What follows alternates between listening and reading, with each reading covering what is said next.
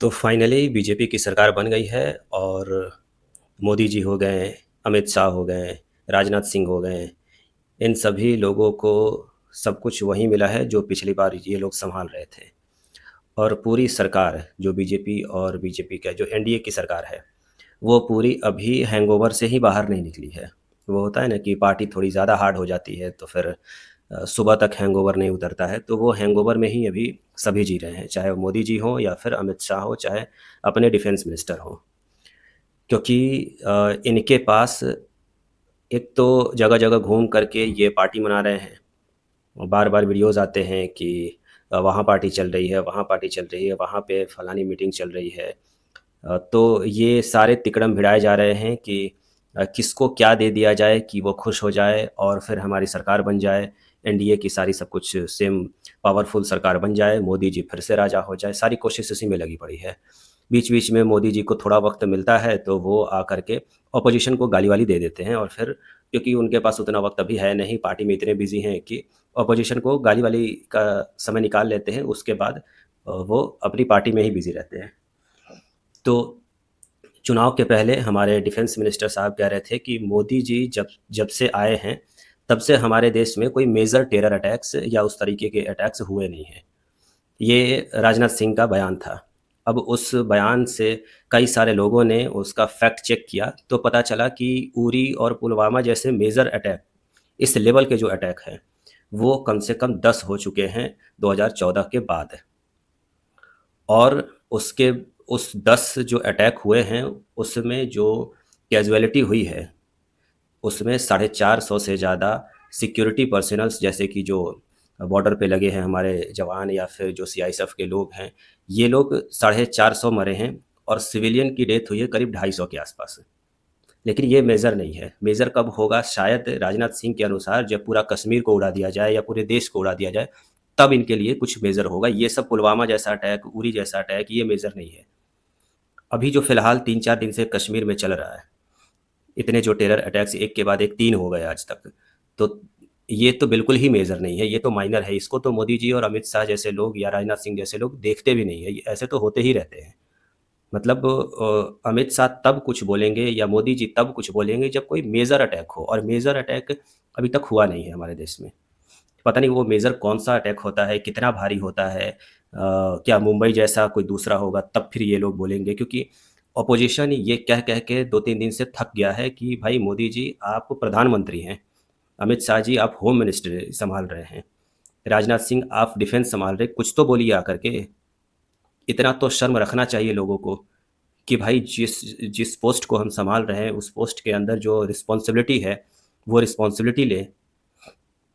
मतलब जब नोटबंदी हुई थी तो अचानक से मोदी भक्तों का ये कहना शुरू हो गया था कि ये टेररिस्टों को, एक्चुअली में ये टेररिस्टों पे अटैक है। वो उन्होंने काला धन जमा कर रखा था जिससे वो हथियारों की खरीद-फ़रोख्त करते थे, उस पे मोदी जी ने दिमाग लगा के अटैक किया है।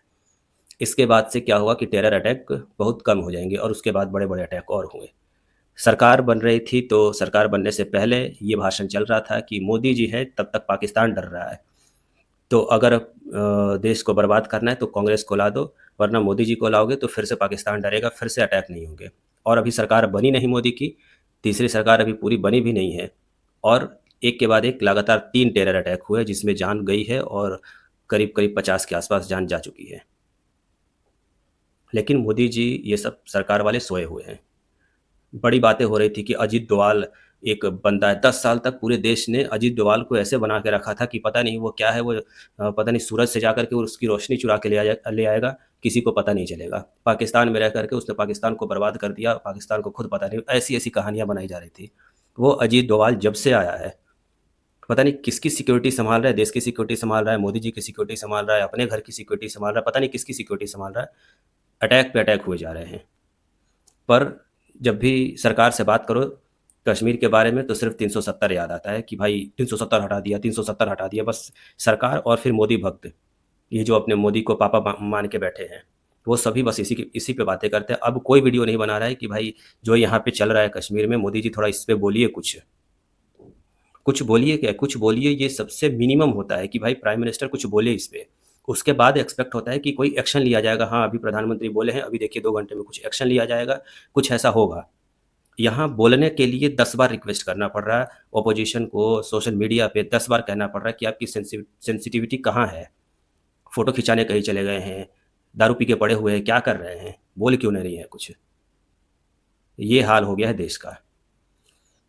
कहाँ 2014 से पहले देश में ऐसा होता था कि अगर रेलवे से रिलेटेड कोई दुर्घटना होती थी, डिफेंस से कोई चूक होती थी, तो वहाँ पे मिनिस्टर अपने आप रिज़ाइन करते थे, या कई बार ऐसा भी होता था कि ऑपोजिशन का इतना प्रेशर होता था कि उनको रिज़ाइन करना पड़ता था, और वो मिनिस्टर भी इतने बेशर्म नहीं हुआ करते थे कि वो रिज़ाइन ना करें, ईज़िली रिज़ाइन कर देते थे, क्योंकि उन्हें इस रिस्पॉन्सिबिलिटी को निभाना आता था। आज के मिनिस्टर हैं, उधर अटैक होंगे, लेकिन ये कहेंगे कि अटैक हुआ ही नहीं। झूठ, इतना इतना झूठ बोलना है इन्हें। इन्हें पता चल गया है कि सिर्फ़ जनता को एक बार नहीं 20 बार झूठ बोलो, और ये जनता इतनी पागल हो चुकी है। जो होता है ना, गांजा पी के एकदम पड़े हुए हैं, ये जनता वैसी गांजा पी के पड़ी हुई है कि इसको कोई फ़र्क नहीं पड़ रहा है। बस मोदी जी करते रहे कि वो पड़ोसी मर जाए, पड़ोसी के घर में कोई बम गिर जाए, तब भी ये जनता कुछ नहीं बोलने वाली है। सिर्फ़ मोदी का वहाँ नाम ले लो, या जय श्री राम। अब तो जय श्री राम भी नहीं चलता, अब तो जय जगन्नाथ, क्योंकि राम जी ने तो धोखा दे दिया मोदी जी को। अयोध्या की सीट हरवा दी, राम जी ने धोखा दे दिया, तो अब मोदी जी कहीं जय श्री राम नहीं कहते, अब जय जगन्नाथ कहते हैं, क्योंकि उड़ीसा में तो चुनाव जीतना है ना, तो वहाँ जय जगन्नाथ कहते हैं अब।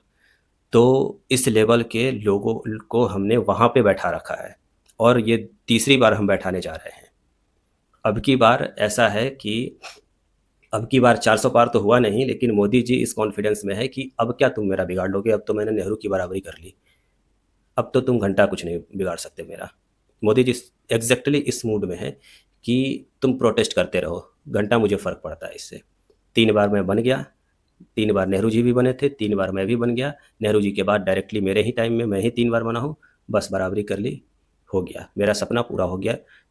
मोदी जब से आया है इसका टारगेट सिर्फ यही है, नेहरू जैकेट को मोदी जैकेट बना लो, जैसे जैसे नेहरू जी फ़ोटो खिंचाते थे वैसे वैसे जा कर के हम भी फ़ोटो खिंचा लेंगे। बस एक फूल यहाँ गुलाब का फूल लटका ले, या फिर उसके बदले में कुछ और फूल लटका ले, तो बस वो नेहरू जी का ज़ेरॉक्स कॉपी दिखने लगेगा। बाकी और इसके अलावा कोई टारगेट ही नहीं है। ना पिछले 10 साल में डिफेंस में कुछ काम हुआ है, अटैक्स 10 से ज़्यादा हुए हैं, कैजुअलिटी बहुत ज़्यादा हुई है। जो इंक्रोचमेंट है, चाहे वो चाइना बॉर्डर पे हो, चाहे इस बॉर्डर पे हो, बिल्कुल सेम है, इनफैक्ट बढ़ा ही बढ़ा है, कम नहीं हुआ है। डिफेंस में ज़ीरो काम है। वैसे ही फाइनेंस में बिल्कुल ज़ीरो काम हुआ है। हमारा देश पूरा डेट में डूबता जा रहा है, डेट इकोनॉमी हम बनते जा रहे हैं। और हम कंपेयर करते हैं अगर कि अमेरिका भी डेट इकोनॉमी है, तो ये भी याद रखना है कि अमेरिका का पूरा जो सिस्टम वो है, वो सिर्फ़ अकेला डॉलर सँभाल लेता है। आपके रुपया को आपके पड़ोसी भी नहीं पूछते हैं। तो अमेरिका से कंपेयर करना, क्योंकि वो डेट पे चल रहा है तो हम भी डेट पे चल जाएँगे, ये बिल्कुल बेकार है। तो इकोनॉमी में कुछ नहीं काम हुआ है। बस इतना ही काम हुआ है कि प्याज महँगा होगा, तो जो रिलेटेड मिनिस्ट्रेस साहब हैं वो कह देंगी कि मैं तो प्याज नहीं खाती हूँ, मैं पंडित हूँ, मैं पंडित घराने की हूँ, प्याज नहीं खाती हूँ। इतना ही काम हुआ है फाइनेंस में। और फिर भी हम बार-बार इस सरकार को ला रहे हैं, और ये सरकार बिल्कुल अपने हैंगओवर वाले मूड में चल रही है। पार्टी ही नहीं खत्म हो रहा है, चाहे जम्मू कश्मीर में 3-4 अटैक हो जाए, चाहे नीट का तो ऐसा चल रहा है कि मुझे याद है वो व्यापम घोटाला हुआ था। शिवराज सिंह चौहान उसके बड़े उसमें लीडर बन के आए थे, जिन्होंने व्यापम घोटाला करवाया था। ठीक नीट का इधर जो स्कैम चल रहा है, वो उसके लिए लोगों ने प्रोटेस्ट करना शुरू किया, और यहाँ पे शिवराज सिंह चौहान सेंटर में शपथ लेते हैं। मतलब समझ जाओ कि व्यापम 2.0 शुरू हो चुका है।